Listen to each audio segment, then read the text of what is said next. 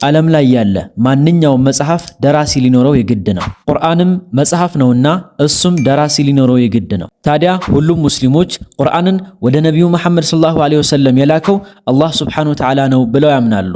ሆኖም ሙስሊም ያልሆኑ ሰዎች ይህን አይቀበሉም። ይልቁንስ ሌላ አካል እንደጻፈው ወይም የሌላ አካል ንግግር እንደሆነ ነው የሚያምኑት። ታዲያ ቁርአን ከአላህ የመጣ እንደሆነ ካላመኑ ከማን የመጣ ማን የጻፈው ነው ብለው የሚያምኑት? እንደሚታወቀው ረሱል ዐለይሂ ሰላቱ ወሰላም ቁርአንን በቃላቸው እያነበቡ ሱሐቦቻቸው እንዲጽፉት ያዙ ነበር። ታዲያ ይህ ቁርአን ከአላህ መጥቶላቸው ካልሆነ ከየት አምጥቶ ነበር ሲያጽፏቸው የነበረው? እዚህ ላይ ታዲያ ቁርአን ከአላህ ውጭ የሌላ አካል ንግግር ነው ካሉ ከአራት አማራጮች ውጭ ሌላ አማራጭ ፈጽሞ ማምጣት አይችሉም። አንደኛ ነቢዩ መሐመድ ሰለላሁ ዐለይሂ ወሰለም ራሳቸው ከራሳቸው አንደበት የጻፉት መጽሐፍ ነው። ሁለተኛ አልያም ከዚህ ቀደም የነበሩ መለኮታዊ መጽሐፎችን ተጠቅመው ያዘጋጁት መጽሐፍ ነው። ሶስተኛ ክርስቲያን ወይም ደግሞ አይሁዲ የሆነ ግለሰብ አግዟቸው ያዘጋጁት መጽሐፍ ነው። አራተኛ አልያ ሰይጣን ራሱ አግዟቸው ያዘጋጁት መጽሐፍ ነው የሚሉት ናቸው። እንግዲህ ቁርአን ከአላህ ካልሆነ ከነዚህ ከአራቱ አማራጮች ውጭ ሌላ አማራጭ ሊኖር አይችልም። በመሆኑም እነዚህን አራቱንም አማራጮች በማስረጃ ሙሉ በሙሉ ውድቅ ካደረግናቸው ከአንድ አማራጭ ውጭ ሌላ አማራጭ አይኖራቸውም። እሱም ቁርአን ከአላህ የመጣ የአላህ ንግግር ነው። ይህን ከመቀበል ውጭ ሌላ አማራጭ አይኖራቸው። ስለዚህ እነዚህን አራቱን ከላይ የተጠቀሱ አማራጮችን አንድ በአንድ እናያቸዋለን። አንደኛው አማራጭ ነቢዩ መሐመድ ሰለላሁ ዐለይሂ ወሰለም ራሳቸው ናቸው ቁርአንን የጻፉት ወይም የተናገሩት የሚለው ነው። ጥሩ። ይህን ከሆነ የምታምኑት የሚከተሉትን ችግሮች እንዴት ነው የምትቀርፏቸው ወይም ደግሞ የምታብራሯቸው? አንደኛ በቁርአንና በሐዲስ መካከል ያለው የአነጋገር ዘይቤ። ነቢዩ መሐመድ ሰለላሁ ዐለይሂ ወሰለም እንዴት እንደሚያወሩና የአነጋገር ዘይቤያቸው ምን አይነት እንደሆነ እናውቃለን። እንዴት ከተባለ በሺዎች የሚቆጠሩ በጣም በርካታ የእሳቸው ንግግሮች ወይም ደግሞ ሐዲሶች በጣም ተሰራጭተው ይገኛሉ።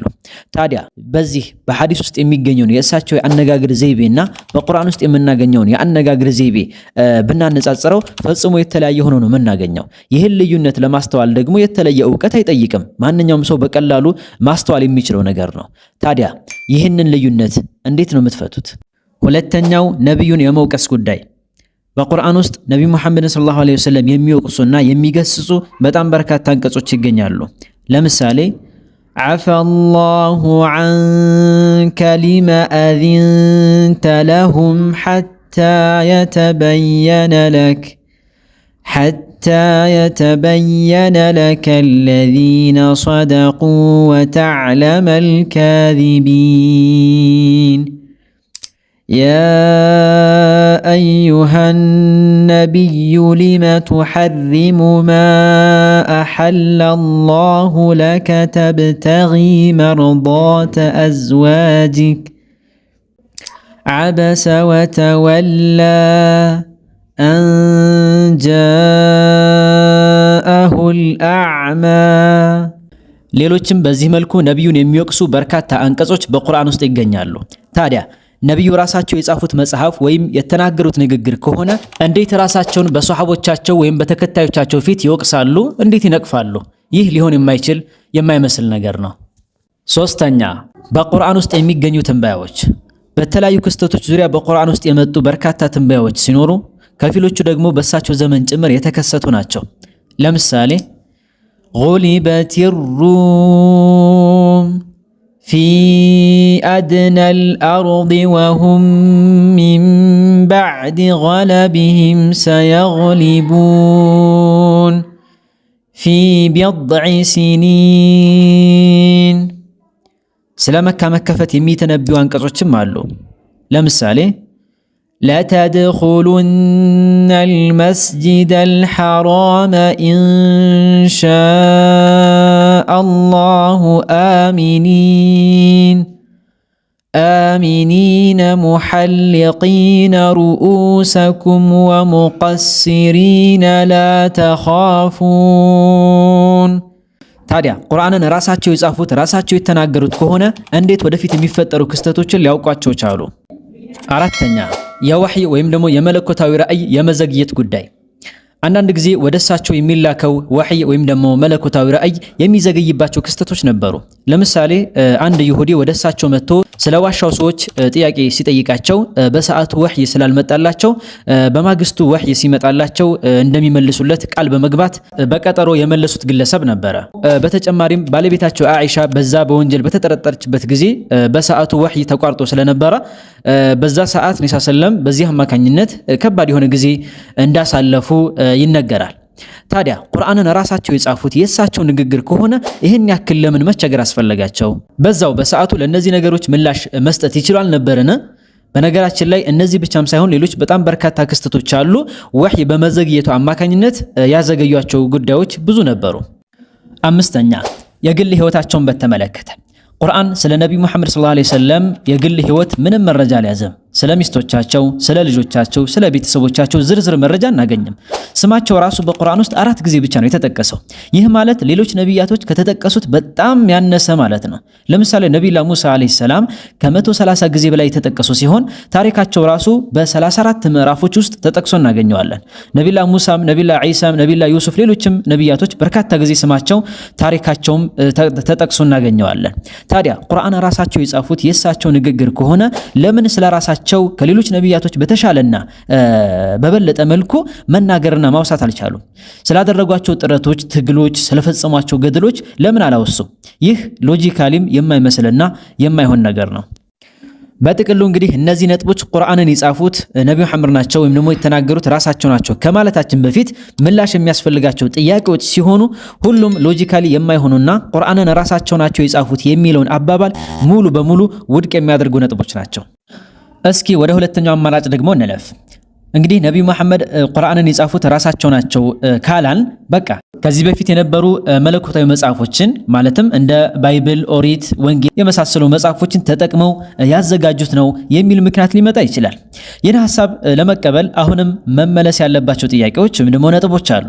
አንደኛ ነብዩ መሐመድ ሰለላሁ ዐለይሂ ወሰለም ማንበብም ሆነ መጻፍ አይችሉም። ሁለተኛ ማንበብና መጻፍ ይችሉ ነበር ቢባል እንኳን የመጽሐፍ ቅዱስ ወይም ደግሞ ባይብል ወይም ደግሞ ኦሪት የአረብኛ ትርጉም የታገኙትና እንደሚታወቀው ለመጀመሪያ ጊዜ ባይብል ወደ አረብኛ የተተረጎመው በ9ኛው ክፍለ ዘመን ነበር። ይህ ማለት ደግሞ ነብዩ መሐመድ ሰለላሁ ዐለይሂ ወሰለም ከሞቱ ከ100 ዓመታት በኋላ ማለት ነው። ታዲያ የት አግኝተው ሊያነቡት ይችላሉ? በጥቅሉ እነዚህና ሌሎች ነጥቦች ነብዩ መሐመድ ሰለላሁ ዐለይሂ ወሰለም ቁርአንን ለማዘጋጀት የቀደምት መለኮታዊ መጽሐፍትን በአጋዥነት ተጠቅመዋል የሚለውን ሐሳብ ውድቅ የሚያደርጉ በጣም በርካታ ነጥቦችን ማንሳት ይቻላል። እስኪ ወደ ሶስተኛው አማራጭ እንለፍ። እንግዲህ ቁርአንን ረሱል ዐለይሂ ሰላቱ ወሰለም ካልጻፉት ወይም ደግሞ ቀደምት መጽሐፍትን እንደ አጋዥነት ካልተጠቀሙ ሶስተኛውና ቀጣዩ አማራጭ ሊሆን የሚችለው አንድ ይሁዳዊ ወይም ደግሞ ክርስቲያን አግዟቸው ነው ያዘጋጁት የሚል ነው። እዚህ ላይ እንግዲህ አንድ የሚነሳ ትክክለኛ የሆነ ሐዲስ አለ። እሱ ምንድነው? ነብዩ መሐመድ ሰለላሁ ዐለይሂ ወሰለም ወረቃ ከሚባለው ክርስቲያን ጋር መገናኘታቸው ነው። በበርካታ ሐዲሶች እንደመጣውና እንደሚታወቀው አንደኛ ከዚህ ግለሰብ ጋር የተገናኙት ወህይ ወደ እሳቸው መውረድ ከጀመረ በኋላ ሲሆን፣ ሁለተኛ ደግሞ እሱ ራሱ ነብይ መሆናቸውን ያረጋገጠና የሚያምን ነበረ። ይህ ደግሞ በበርካታ ምሁራን ዘንድ ሙስሊም መሆኑን የሚያሳይ ነው። አይ እሱ ሳይሆን ሌላ አይሁዳዊ ወይም ደግሞ ሌላ ክርስቲያን የሆነ አካል ነው የረዳቸው ቢባል እንኳን ታዲያ እንዴት ነው እነዚህን የመሰሉ አንቀጾችን እንዲጽፉ የሚፈቅድላቸው ወይም ደግሞ የሚተባበራቸው? لقد كفر الذين قالوا إن الله هو المسيح ابن مريم ويم دقمو لتجدن أشد الناس عداوة للذين آمنوا اليهود والذين أشركوا ታዲያ ይሁዲ ወይም ክርስቲያን እነዚህን የመሳሰሉ አንቀጾችን እንዲጽፉ አግዟቸዋል ቢባል እንዴት ነው ስሜት የሚሰጠው?